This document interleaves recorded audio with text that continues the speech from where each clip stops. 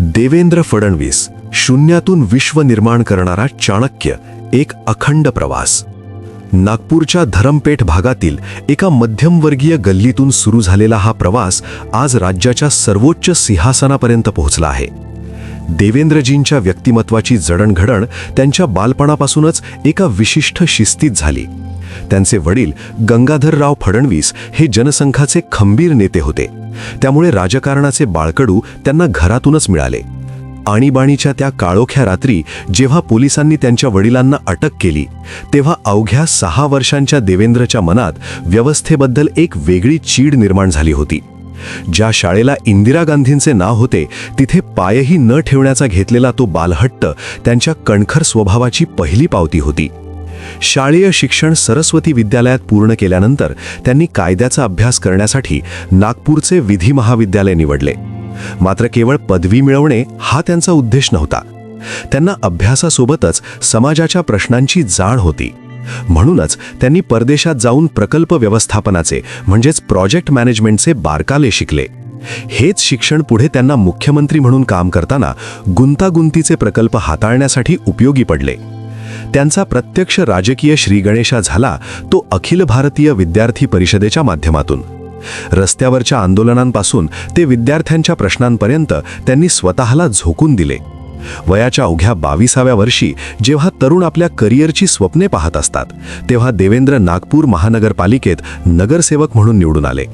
पण खरी चमक जगाला तेव्हा दिसली जेव्हा वयाच्या 27व्या वर्षी त्यांनी नागपूरचे महापौर म्हणून शपथ घेतली. देशातील दुसऱ्या क्रमांकाचे सर्वात तरुण महापौर म्हणून त्यांनी नागपूरचा कायापालट करण्यास सुरुवात केली. 1999 मध्ये ते पहिल्यांदा विधानसभेवर निवडून गेले आणि तिथून त्यांच्या संसदीय कारकिर्दीचा सुवर्णकाळ सुरू झाला. विधानसभेत अर्थसंकल्पावर बोलताना असो किंवा सरकारला धारेवर धरताना त्यांचा अभ्यास इतका दांडगा असे की समोरचे दिग्गज मंत्रीही निरुत्तर व्हायचे.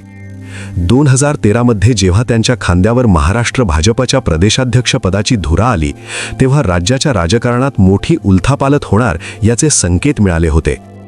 2004ची निवडणूक ही त्यांच्या आयुष्यातील सर्वात मोठा टर्निंग पॉइंट ठरली. भाजपने स्वबळावर मोठे यश मिळवले आणि देवेंद्र फडणवीस महाराष्ट्राचे 18वे मुख्यमंत्री बनले. त्यांच्या 5 वर्षांच्या कार्यकाळात जलयुक्त शिवार, मेट्रोचे जाळे आणि समृद्धी महामार्ग यांसारख्या महत्त्वाकांक्षी प्रकल्पांनी गती घेतली. जरी 2019 नंतरच्या राजकारणाने अनेक वळणे घेतली, कधी 80 तासांचे मुख्यमंत्री तर कधी विरोधी पक्षनेता आणि नंतर उपमुख्यमंत्री अशा भूमिका त्यांना कराव्या लागल्या, तरीही त्यांचा जनसंपर्क आणि प्रशासनावरील पकड ढिली झाली नाही. वैयक्तिक आयुष्यात त्यांना संगीताची आणि वाचनाची प्रचंड ओढ आहे. त्यांच्या पत्नी अमृता फडणवीस यांनी स्वतःची एक स्वतंत्र ओळख निर्माण केली आहे, तर मुलगी दिविजा ही त्यांच्या व्यस्त जीवनातील आनंदाचा स्रोत आहे.